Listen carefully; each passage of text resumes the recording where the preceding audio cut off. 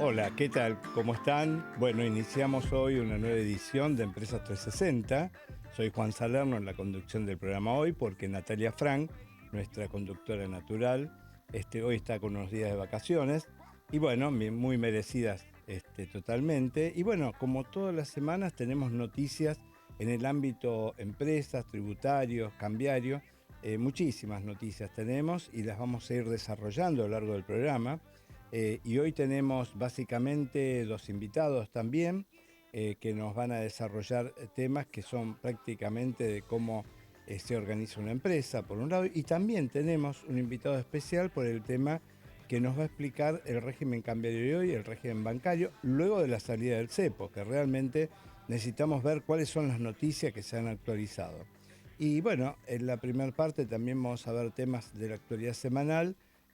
Así que bueno, vamos a estar aquí explicándolo detalladamente, en forma totalmente simple, las noticias de esta semana para lograr tener una mejor comprensión de lo que se ha ido dando en el panorama empresario. Aprovechar las oportunidades es fundamental en el camino al éxito. Las claves están en Empresas 360. Empresas 360. En Perfil AM 1190.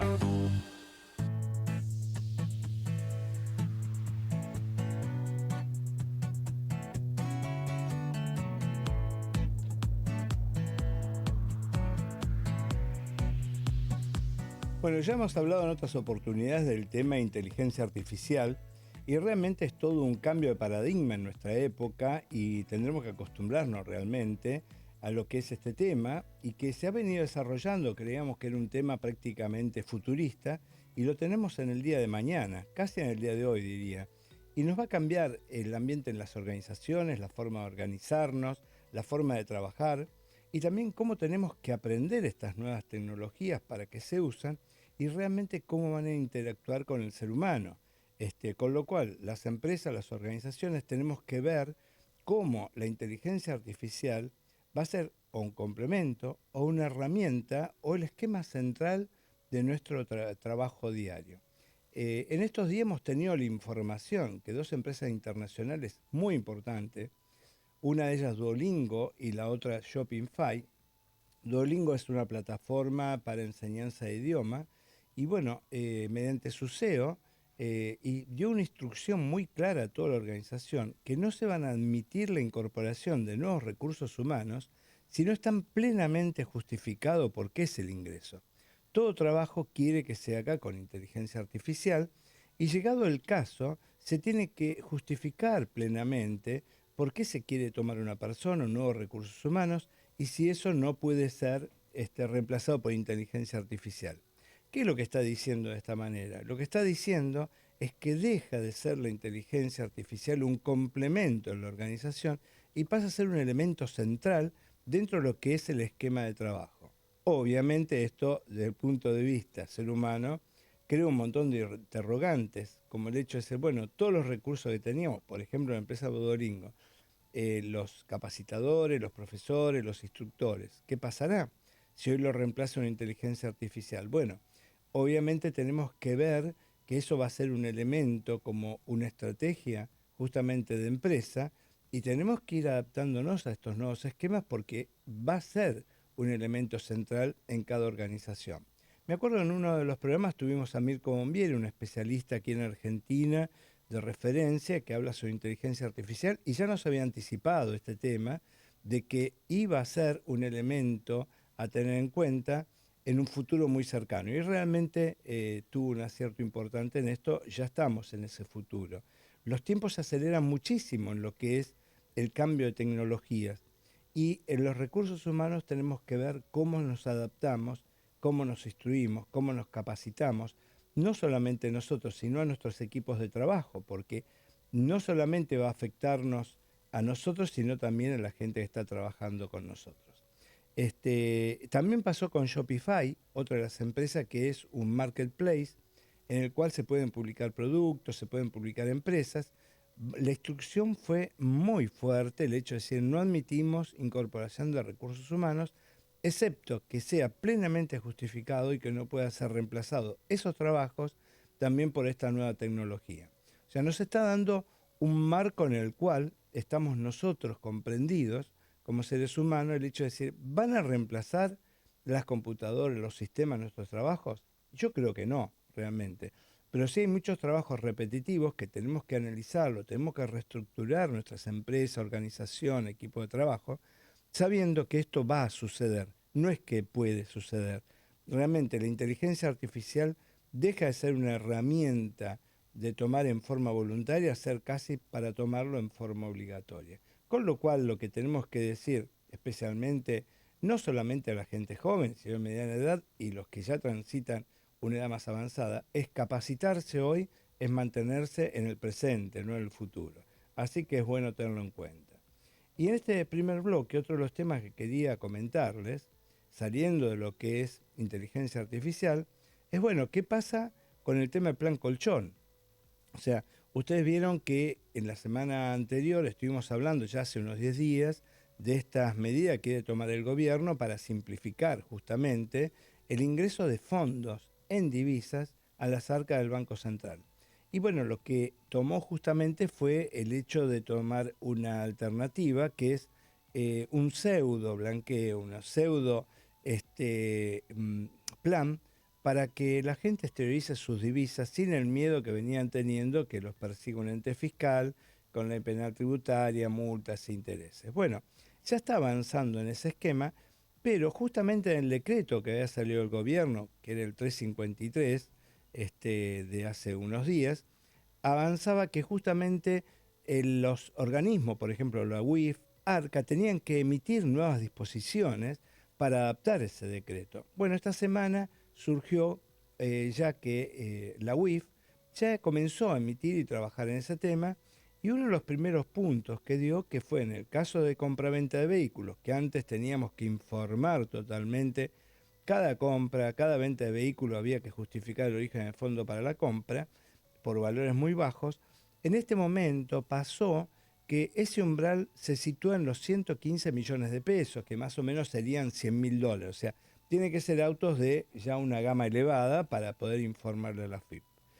a la UIF. Lo mismo pasa con el tema de inmuebles. En el tema de inmuebles, recordarán que también lo charlamos, que era que teníamos que informar y pedir una autorización a la FIP para la compra, tenemos que justificar el origen de fondos por valores muy bajos. En este caso, la UIF ya emitió información que nos exime de tener que hacer las presentaciones en el caso de aquellos que no superen los 750 salarios mínimos. O sea, elevó la vara. ¿Qué significa esto en términos monetarios concretos, que lo podemos entender en la calle? Es $200.000. Todo lo que supera $200.000 tenemos que informarlo a la UIF. Obviamente esto será trabajo de las escribanías, que tienen que informarlo, pero por los valores menores no habría que informarlos. Esto va en consonancia con lo que dice el gobierno, que quiere alentar justamente el uso de dólares que supuestamente tenemos atesorados, o aquellos que atesoran alguna divisa y no la tienen declarada, pueden hacerlo libremente en estos valores sin dificultades. Ahora vamos a ver que en la semana también hubo noticia de ARCA, el titular de ARCA, justamente anunció un tema que se llama inocencia fiscal, en el cual se presume que es inocente en la medida que no se demuestre lo contrario. Nosotros siempre como asesores lo que decimos, señor, protéjase básicamente, pero en el sentido que tiene que tener resguardo de documentación como ha sido el origen de fondos, que ha sido lícito, que lo tiene justificado y que no sean fondos que luego hoy lo exterioriza en una forma totalmente voluntaria, pero que si no lo tiene plenamente justificado tiene que ver por qué se originaron. También hubo otra medida de la UIF que exime de información por los depósitos menores a los $10.000. Con lo cual, si uno tiene que depositar dólares, anteriormente tenía que justificar cualquier valor, hoy por hoy la UIF directamente exime a todos aquellos depósitos que sean menores de los $10.000. Ahora, bueno, también tenemos una situación, esperábamos que fuera una situación que avanzara rápidamente en cuanto al plan colchón, y vemos que hay como cierto tipo de lentitud. Entonces, ¿qué es lo que está pasando? Y bueno, nosotros vamos consultando a diferentes personas, a diferentes entidades, y el tema básicamente que lo que se busca es tener un elemento que nos diga, bueno, jurídicamente no tenemos problemas de poder exteriorizarlo, porque hoy por hoy el principal elemento que, por ejemplo, demoras son los bancos. O sea, los bancos juegan en contra en sí, no juegan en contra. Lo que pasa es que las disposiciones de control que tiene que tener el banco o los bancos son muy rigurosas en ese sentido y necesitan cubrir su responsabilidad pidiendo información y pidiendo documentación del origen de fondos.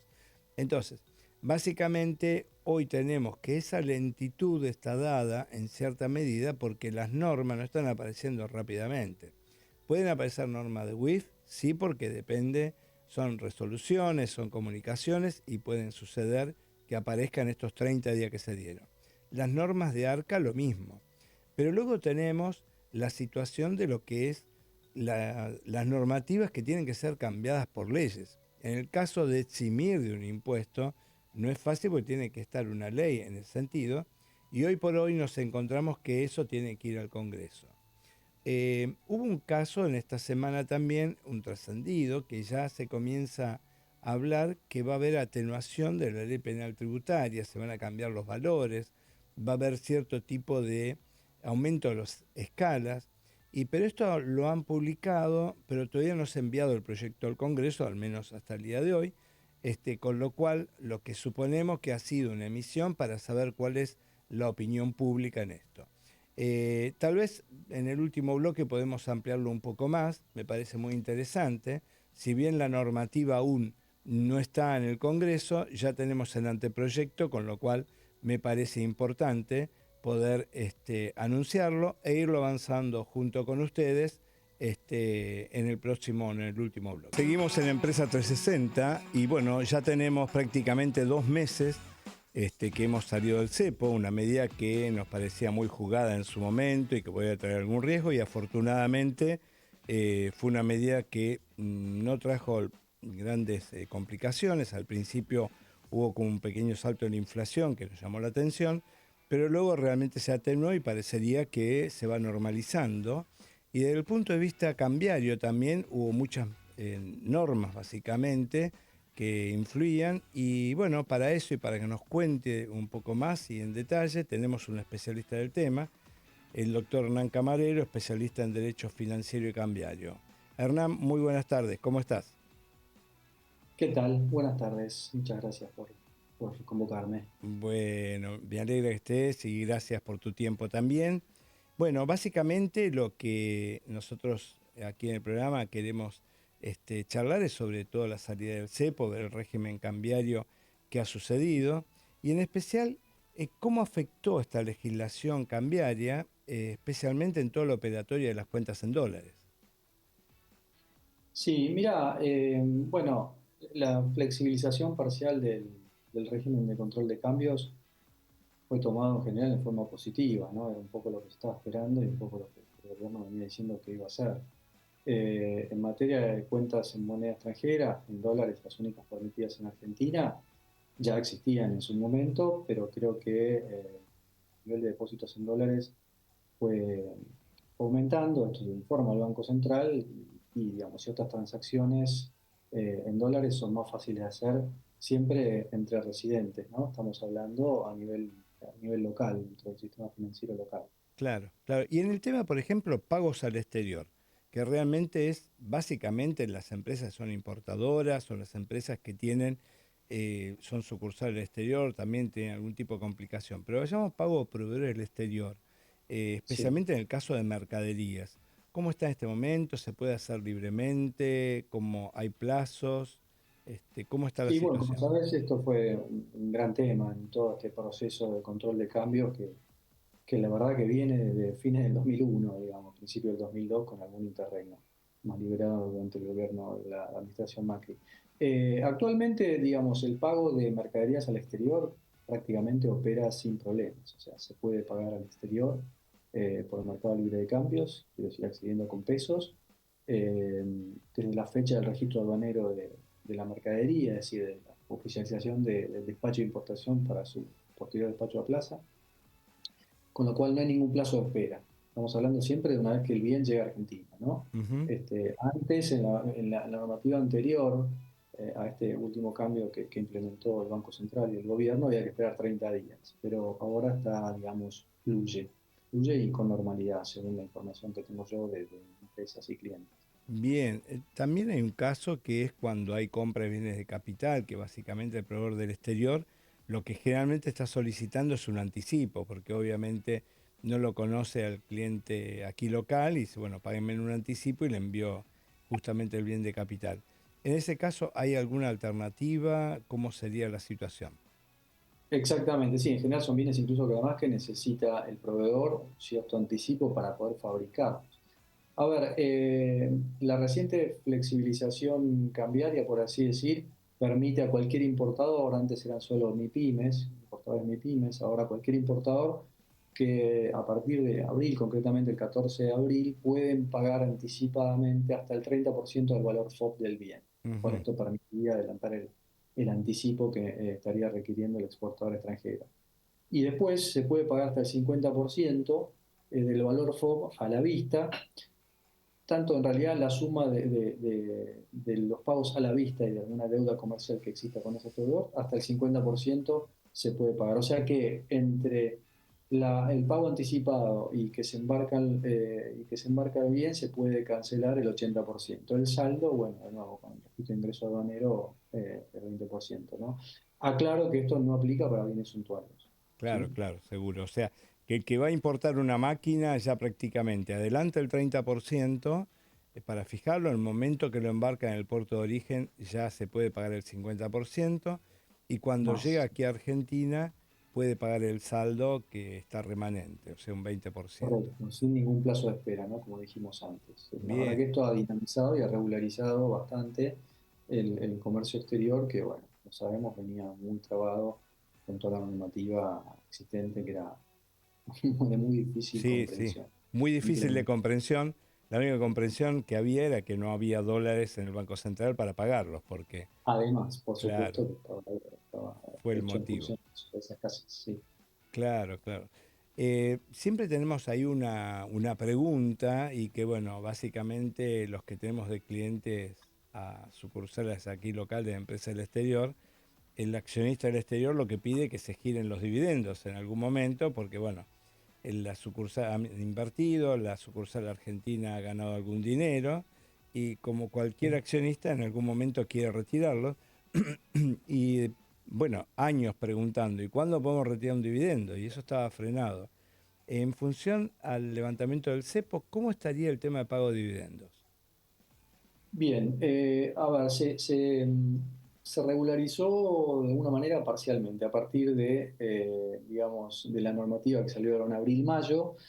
El gobierno o el Banco Central lo que dispuso es que los ejercicios comenzados en primero de enero del 24, las ganancias y utilidades correspondientes a ese ejercicio, balances cerrados y auditados, se van a poder pagar eh, sin restricciones, es decir, por supuesto, en la medida que esté denunciada la deuda en la comunicación 6401, el régimen Ujú, informativo de claro, externos y pasivos externos, pero, digamos, no hay otra restricción que esa, es decir, que si tomamos el comienzo del ejercicio más antiguo, que será el 1 de enero del 24 y que cierra el 31 de diciembre del 24, recién más o menos por los plazos de asambleas y aprobación de estados contables, yo creo que hacia abril, mayo del 26 van a poder empezar a pagarse los dividendos correspondientes al ejercicio del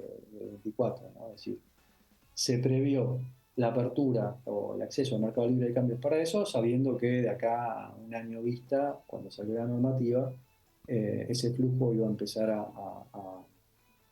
comenzar, asumiendo que, digamos, la normativa se mantendrá igual de acá a un año, ¿no? claro. O Hernán, sea que eso esto es un es, alivio para las empresas. El tema, ya sabemos que hay un stock, lo que se llama stock de deuda de, de los dividendos con los accionistas del exterior, Bueno, si bien técnicamente se pueden pagar dividendos, había tantas condiciones y tantas restricciones que en definitiva en la práctica nunca pasaba, especialmente ingresar y liquidar los fondos en concepto de aporte de capital de los accionistas del exterior, que en su momento con la brecha que existía, al tipo de cambio oficial, para después poder remitir eventualmente, si había ganancias, al exterior, hasta el 30% de lo que se había ingresado y liquidado, y la verdad es que la forma en que se fondeaban las subsidiarias y sucursales locales con casas matrices era haciendo un contado con el inverso para maximizar la diferencia de cambio.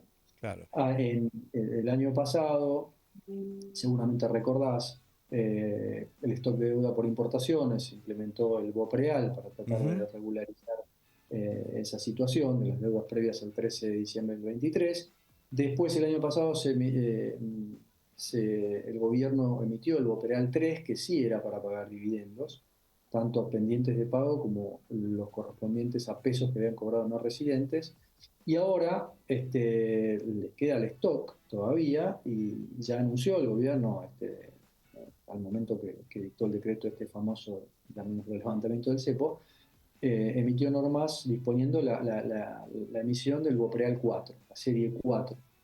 Pero aún no emitió las comunicaciones B por las cuales precisa los términos de emisión, los plazos para suscripción, digamos, la forma de amortización, etcétera, dónde se va a negociar, etcétera, etcétera.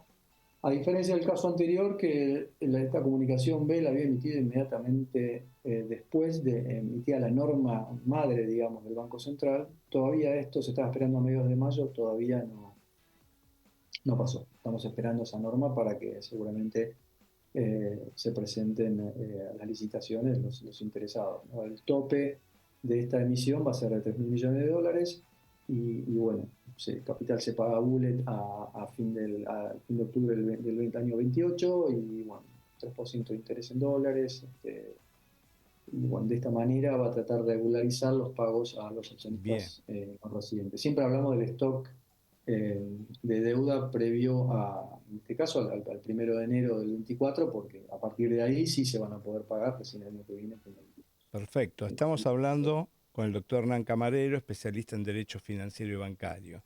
Está clarísimo, Hernán, el tema de qué pasa con los dividendos.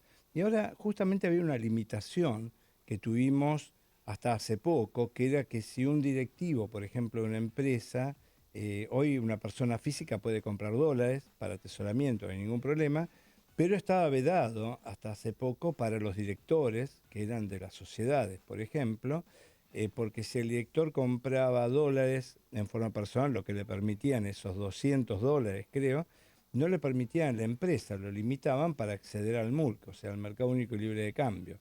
¿Esto sigue igual? Sí, ¿Cómo estaría? no, esto cambió, bueno, con este famoso levantamiento del cepo, el régimen de control de cambios para personas humanas quedó bastante liberado, digamos, muchísimo.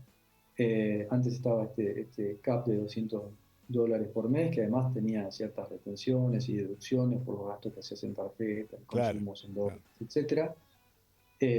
Y además, si habías optado por esos beneficios u operatorias que se habían creado durante la pandemia, créditos a tasa cero, etcétera, tampoco te permitían hacerlo y además también trababa de alguna manera a la empresa que era empleadora y ha pasado en muchos casos. Ujú. Ahora, digamos, con la liberación del cepo para lo que se llama atesoramiento comúnmente, las personas humanas tienen acceso al mercado libre de cambio sin límite de compra. El límite de $100 está dado por si vas al mostrador, digamos, por ventanilla, en efectivo, pero si con débito en cuenta, no hay problema. En este caso, sea un director o de una sociedad local, si hacen la operación a nombre propio o sea identificado con su propio quit, por supuesto, esto no afecta a la sociedad en la cual en cuyo Es directorio lo director, componen. claro. Hernán, bueno, en la empresa 360 nos llegan generalmente muchas consultas y uno de ellos básicamente, saliendo de lo que es el esquema cambiario, es los derechos que tienen los usuarios bancarios, por ejemplo, una empresa ante situaciones de débitos indebidos que a veces ha pasado, o fraudes, o cargos no autorizados, por ejemplo, que realizan las entidades bancarias. bajo tu experiencia, ¿cuáles son las vías, los accesos, los reclamos judiciales o extrajudiciales que se podrían hacer? Sí, bueno, mira, ahí tenés por un lado el marco general de defensa del consumidor, que es la ley de defensa del consumidor, y particularmente tenés la normativa del Banco Central de Protección de Usuarios de Servicios Financieros, ¿sí? Esta norma, aplicable a todas las entidades financieras, eh, prevé una serie de protecciones y derechos a favor de estos usuarios eh, para que la operatoria sea transparente, Claro, limpia, por así decir, y que sea sí, de sí, fácil comprensión para el usuario financiero. Apunta a proteger la seguridad de sus intereses económicos, que la información contenida en los documentos que tenga la entidad financiera que ofrezca el producto o servicio sean claras, suficientes, veraz, fácil acceso. Te tienen que dar una copia ujú, de documentos claro, que te ofrezcan y suscribas. Bueno, trato equitativo y digno, es decir, todo lo que propenda a que como consumidor estés en una relación más equilibrada con la entidad financiera. Esto correcto. no quiere decir que también se han presentado casos, digamos, de demandas por asociaciones de consumidores, por reclamos espurios, que son un verdadero problema para las entidades financieras, ¿no? Porque son costosas y llevan tiempo y en general a veces son realizadas con fines non santos, digamos, para Claro, lograr seguro, los seguro. objetivos. También, por supuesto, cualquier suma de dinero que la entidad haya cobrado y no corresponda porque en exceso de lo que debía cobrar o porque no está avalada por el contrato, por las normas del Banco Central, las tiene que devolver dentro de 10 días hábiles al momento que contados a partir del momento que se presentó el reclamo, ¿no? Bien, bien. La entidad financiera tiene que notificar que le acreditó Los fondos. un reintegro. En Se- cuanto a lo que me preguntaba, si, qué forma de reclamar hay, digamos, bueno, como siempre, el reclamo judicial o prejudicial ante una entidad financiera, incluso una fintech, la llamada fintech, se hace por los canales oficiales convenidos y que difunde la compañía, ya sea claro, web o una aplicación, vía línea telefónica o sucursal, y tienen un plazo de 10 días hábiles para responder, digamos. Ahora, también ahí se pueden formular reclamos ante el central, los usuarios servicios financieros pueden cursar la denuncia al Banco Central. Este, y después tenés las oficinas provinciales de- de denuncias por defensa del consumidor. Digamos, a nivel nacional estaba el COPREC, pero bueno, con el decreto 70 del 23, tenemos grandes decretos de necesidad de urgencia, que grandes digo en términos de relevancia, que toda la administración Milei fue, digamos, derogado, fue desactivado, y hoy el sistema que existe en Cava es el portal Mi Reclamo, que es el sistema de conciliación de, de reclamos en relaciones de consumo. claro. Después, por supuesto, tenés la mediación prejudicial obligatoria, eso es un requisito legal, y bueno, y eventualmente la demanda judicial que, que corresponde. Bien, bien. Hernán, nos quedan un montón de temas, seguramente te vamos a volver a convocar, realmente son temas muy interesantes y que todos los días nos están consultando y realmente una opinión como la tuya, que sos especialista en este ámbito financiero y bancario, seguramente te vamos a volver a convocar para escucharte y tenerte como referente en el tema. Así que bueno, muchísimas gracias y bueno, estamos en contacto. Muchísimas gracias. Cómo no, es un placer, ¿eh? Muchas gracias. A vos, muchas gracias. Bueno, Les recordamos que, bueno, pueden bajar la app de Radio Perfil, justamente para escucharnos, para seguirnos. Y bueno, también tenemos preguntas, aclaraciones que nos han llegado. Si podemos, en el último tramo del programa vamos a tener algunas, si tenemos tiempo, vamos a tener algunas de ellas para aclararlo. Y bueno, toda sugerencia, Empresa 360, lo pueden hacer mediante mail a 360@empresa360.com.ar o a nuestra línea telefónica. Bueno, estamos en Radio Perfil, AM 1190. En el mundo de los negocios de hoy, el cambio es permanente y es vertiginoso. Cada vez se aceleran más los tiempos en los cuales necesitamos adaptar nuestras organizaciones y realmente adaptarnos a las nuevas contingencias de lo que es el mercado, de lo que es el mundo empresario. Y bueno, realmente siempre es buena la opinión, por ejemplo, una figura con una visión privilegiada de lo que es el mundo empresario, ya que modera grupos de gentes de negocios y altos ejecutivos. Y bueno, hoy tenemos el placer de estar con nosotros con Daniel Mendelberg. Hola Daniel, buen día, ¿cómo estás? Buen día, Juan. Gracias por la invitación. Un gusto estar acá con vos. Lo mismo, un placer. Y bueno, realmente tenemos temas como para tener un programa de una hora, pero bueno, tenemos unos 10, 15 minutos y la verdad que es un placer estar con vos, más con tu opinión súper calificada, por la experiencia que tenés en el ámbito de empresas y, como decía, asesorando ejecutivos sobre la visión estratégica de los negocios.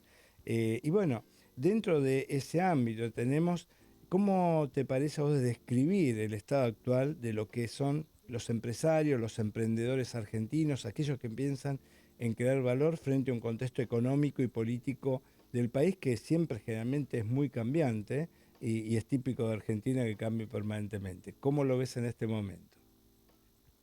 Mira, Juan, justamente la principal ventaja competitiva que tiene un empresario argentino es, por un lado, sufrimos diferentes cambios y sub y bajas permanentes en el país, que ya lo conocemos, Ujú. pero por otro lado, eso es una de las caras de la cara de las monedas, y la otra cara es que estamos en un entrenamiento permanente.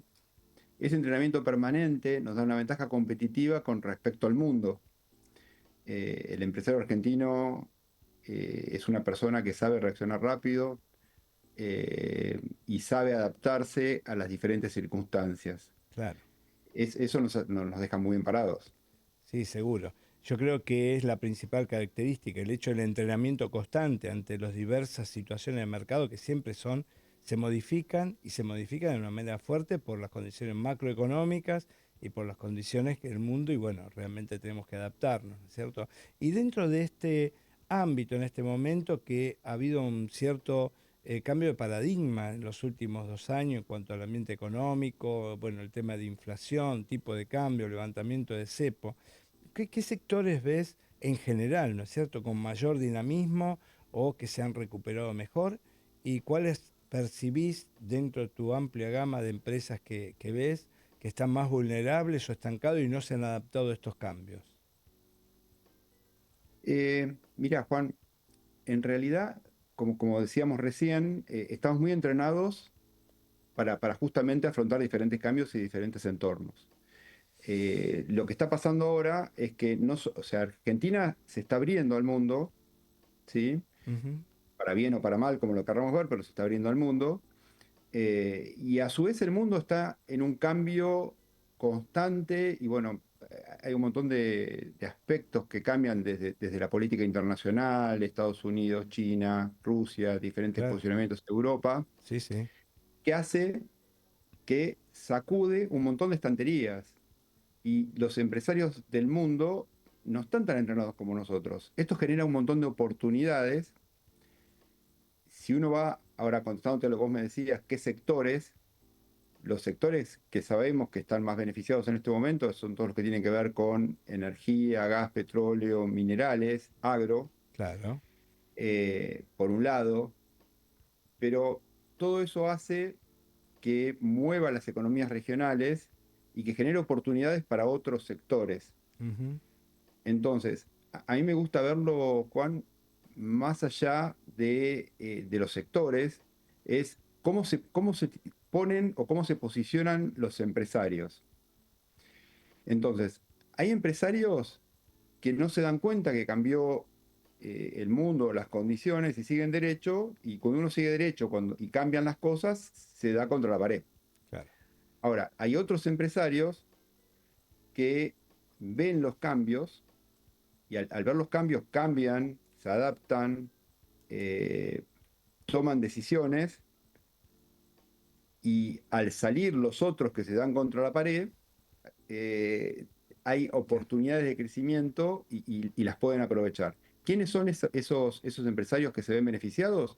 Los que son flexibles, los que escuchan, los que trabajan en equipo junto con otros colegas que están en el mismo entorno y reaccionan rápido. Claro. Me estoy anotando acá algunas palabras que decís: flexibilidad, cambio rápido, o sea, que son como lemas que cualquier empresario, cualquier hombre de negocio, cualquiera que crear valor, en este momento debería estar atento a eso, por lo que me decís. Totalmente. Y la forma que arman los equipos. Claro, y el equipo. Exactamente, Los exactamente. equipos son fundamentales. Eh, Vos necesitas gente que sepa más que vos de cada una de las áreas de su propia área. Entonces, si yo te digo, vos como un dueño de una empresa mediana o pequeña en Argentina, si lográs armar un equipo de gente ágil, que vos le puedas preguntar qué hay que hacer en su área para ir a un norte que sí lo definís vos junto con tu equipo, entonces podés escuchar y podés tomar decisiones mucho más rápidas y más ágiles. Antes se podía definir uno qué hacer en cada área, hoy ya no hay tiempo. Claro, se abreviaron, seguro. Bueno, estamos hablando de un ingeniero de Mendelberg, Chair en Vistas, y Daniel, el tema es básicamente también la actitud que tiene la gente de negocios, de empresa en este momento, si es cautela, esperanza, si están replegados, si cada uno tenemos formas distintas de encarar esta realidad. ¿Cómo lo ves? Porque dentro de los grupos de vistas que tenés una amplia variedad de empresas, de ejecutivos. En general, el promedio, ¿cómo es? Mira, Juan, no te quiero esquivar la pregunta, pero me gusta encararla desde otro punto de vista. Bien, Me autorizás? totalmente, Daniel. Bien. Si vamos a hablar de una empresa muy grande que tiene el 90-95% de share del mercado, Ujú, entonces se tiene que preocupar tal vez por el tamaño del mercado porque tiene más tal vez para perder que para ganar. claro. Ahora, si hablamos de pymes, de empresas pequeñas o medianas que tienen un porcentaje muy chiquito, entonces también les afecta al mercado, pero un poco menos. Sí, claro. ¿Sí? Tienen tanto para crecer que uno podría decir que su mercado es infinito. Ujú, Entonces, no se tienen que, que obnubilar, tienen que mirar dónde están las oportunidades. Tal vez si lo que charlamos hace un ratito y decíamos que tal vez minería, petróleo, gas es algo que está creciendo mucho y hoy están tal vez mirando el mercado de Buenos Aires, una oportunidad es decir, bueno, listo, ¿qué hago? ¿Cómo hago para proveer a estos sectores grandes que están tal vez en la zona de Neuquén o en el sur? O miro la parte minera del norte y cómo hago para llegar a esos mercados. Siempre hay oportunidades que son mucho más grandes incluso que lo que están haciendo ahora. Entonces, no hay que quedarse quieto.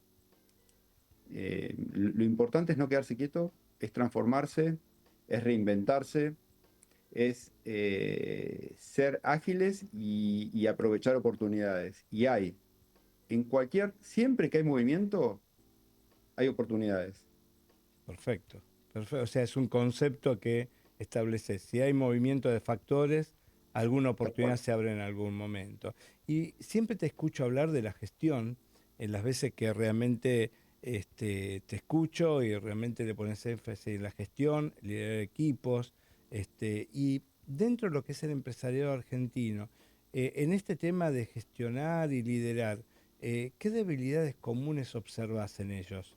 ¿Ves alguna debilidad, algo que tengamos que mejorar en algún momento y que tengamos que perfeccionar? Juan, mira, yo, vos, todos estamos aprendiendo todo el tiempo. Ujú, Entonces, lo lindo es ver todo lo bueno que podemos hacer y mejor todo el tiempo. Y hay muchísimas cosas para mejorar. Si uno puede mirarse y puede verse y no creerse que es el mejor, va a encontrar formas de mejorar y todo eso se capitaliza.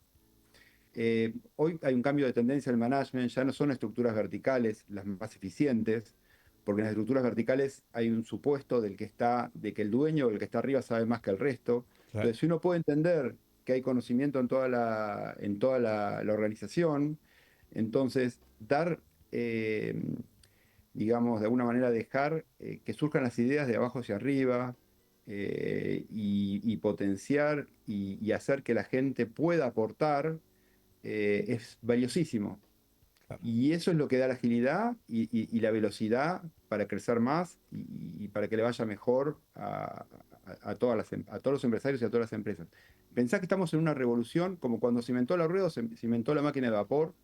Hoy, si juntamos inteligencia artificial, más Internet de las cosas, más robotización, más, me estoy olvidando alguna cosa diferente, estamos en el medio de toda una revolución que el día de mañana, dentro de 20 años, se va a llamar de alguna manera, lo vamos a mirar y vamos a decir, uy, la revolución de, ¿qué está pasando ahora?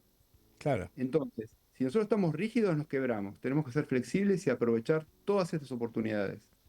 Sí, porque justamente lo que estás diciendo va en torno a cómo es el liderazgo, ¿no es cierto? Todo este cambio, esta quinta revolución, no sé si decirle tecnológica industrial, pero Sí, básicamente tenemos que liderar y cómo es el entorno actual, ¿no es cierto? Si es un entorno, como decías, autoritario, más colaborativo, más técnico.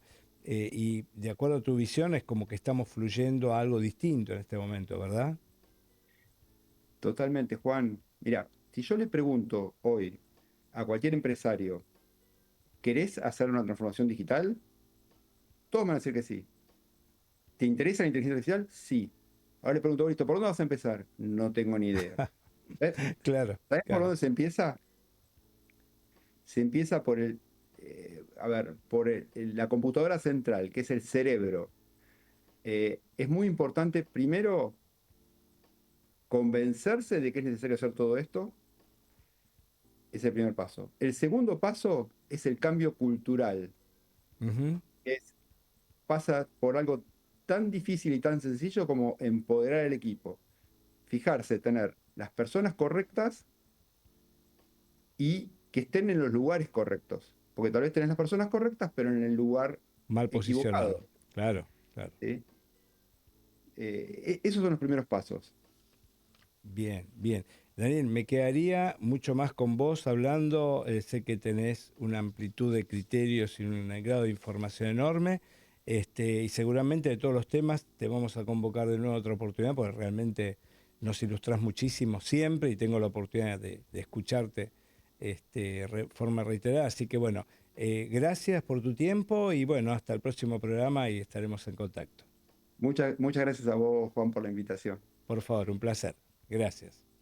Bien, les recordamos que estamos en AM 1190 y bueno, nos pueden seguir por nuestra app de Radio Perfil y todas las preguntas y sugerencias, bienvenido a Empresas 360 y a nuestro mail 360@empresa360.com.ar tributaria. Primero tenemos que recordar que la Ley Penal Tributaria, que es una ley que bueno, ya tiene muchos años, pero fue actualizando escalas y valores. ¿A quién ataca esta ley o quién reprime? Básicamente el que ha hecho evasión tributaria, pero por declaraciones engañosas, ha hecho operaciones en las cuales en forma deliberada ha querido evitar pagar los impuestos y realmente aquí ha manifestado una capacidad de fraude contra el fisco. O sea, si hay una omisión de impuesto y que ha hecho en una forma que uno puede ver que sea no deliberada, obviamente que es por un error, no es atacable por la ley penal tributaria.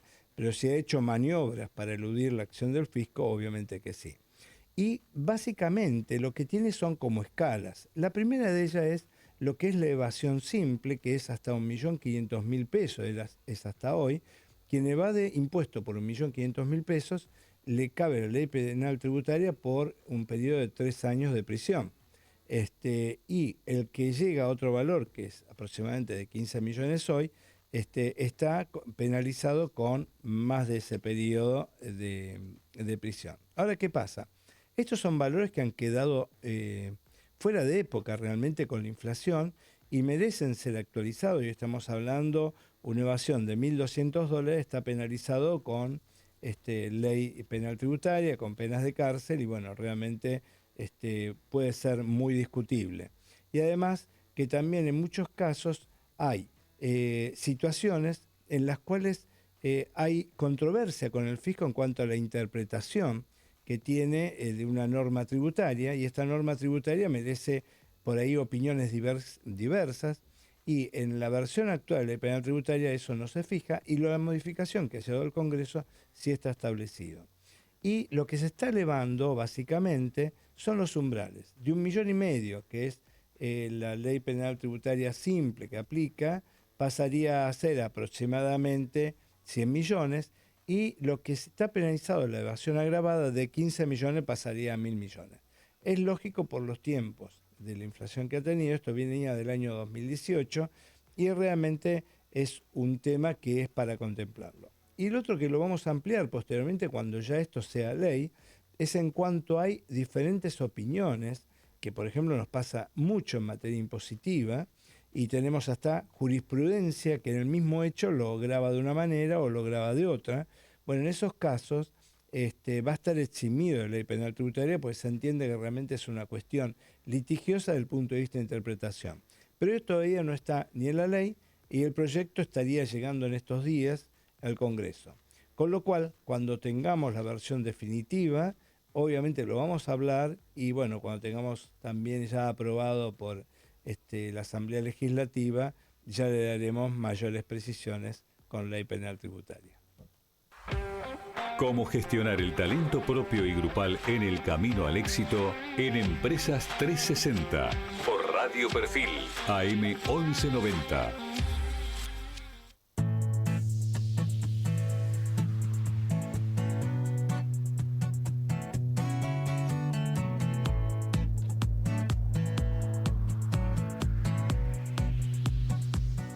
Estamos en épocas de liquidación de ganancias, bienes personales.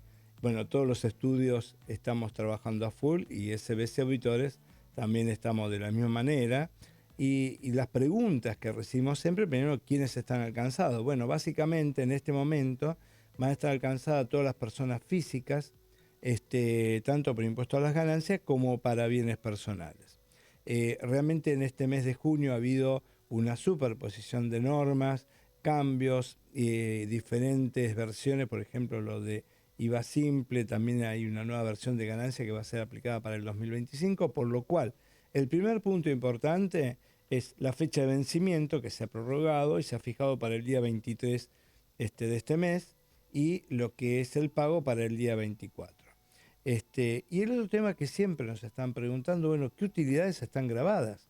Porque viene una persona física y nos pregunta, bueno, tengo por ejemplo alquileres. Bueno, si no tiene un monotributo, que justamente está cubriendo, y tiene varios alquileres y tiene alquileres comerciales, eso va grabado por lo que se llama primera categoría, va a estar grabado por escala, y en impuesto a las ganancias tenemos 4 categorías. La primera es para todo lo que son inmuebles, renta originada por los inmuebles, por ejemplo el caso de los alquileres. En la segunda categoría va básicamente lo que es renta financiera. Muchos de ellos hoy están exentos, por ejemplo lo que es una renta de los títulos públicos argentinos, eso estaría exento, con lo cual tenemos que ver exactamente cuál es el bien que origina esa renta financiera y vemos si está grabado o no. Lo de tercera categoría es básicamente todo lo que sea actividad comercial, industrial, de negocios, y uno dice, bueno, pero un negocio, ¿quién paga? ¿El negocio o la persona física? Si el negocio no está estructurado bajo una sociedad anónima, una SRL o una sociedad típica de la ley 19.550, básicamente el que va a pagar es la persona física. Y se lo va a tomar como una empresa dentro de la persona, y tiene que pagar a escala, y se lo va a tratar como una pequeña empresa, como una empresa unipersonal, como denominamos habitualmente. Y en la cuarta categoría es la categoría de lo que son profesionales, empleados en relación de dependencia, bueno, también los jubilados, que realmente ya en otro programa yo he dicho que el tema jubilación entendía que estaba fuera, tendría que estar por ley fuera del ámbito de lo que sería el impuesto a las ganancias, pero lo tenemos básicamente incluido. Y en este aspecto lo que tenemos que tener en cuenta es lo siguiente. Todas estas categorías hay que liquidarlas, se juntan todas, y realmente lo que tenemos que tener en cuenta es que van a ir una escala progresiva. La escala progresiva parte de un 9% y está en un 35%, las escalas no son muy amplias, pero tenemos deducciones para tomar. Las deducciones que son de cargas de familias, básicamente mínimo imponible, deducción especial. Bueno, también el tema, una vez que hemos liquidado el impuesto, Si tenemos retenciones que nos han hecho, por ejemplo, las tarjetas o por un viaje al exterior o por algún motivo, por ejemplo, los que tienen una actividad profesional, una actividad de servicio y presentan una factura a una empresa y le retienen ganancias, esa retención de ganancias puede ser tomado a cuenta de la liquidación del impuesto y se lo van a deducir. En este aspecto lo que tenemos que decir, bueno, con su asesor, charle con él porque el vencimiento ya es cercano y tenemos que ver de poder hacer las liquidaciones con tiempo para poder hablarlo y poder comentar justamente los detalles en cada declaración. Bueno, realmente nos quedan algunos temas, pero bueno, nos va llegando al fin del programa. Y aquí, bueno, es de resaltar que hicimos esta edición de Empresa 360 en Radio Perfil AM 1190. Y bueno, tenemos a Emanuel Jorge en la operación de streaming, Mario Vázquez en la operación técnica, Andrés Ruiz en la producción general, en mi caso Juan Salerno, que es el análisis económico y impositivo, y Natalia Frank, que es nuestra conductora habitual, que hoy no la tenemos aquí porque está de vacaciones, pero nosotros nos vamos a encontrar el próximo sábado a las 10 de la mañana, aquí en Empresa 360, en Radio Perfil AM 1190, y no se basen porque ya llega Agenda Abierta. Y nos encontramos el próximo lunes a las 19 horas por el streaming de Empresas 360. Empresas 360. El buen criterio empresarial. En Radio Perfil AM 1190.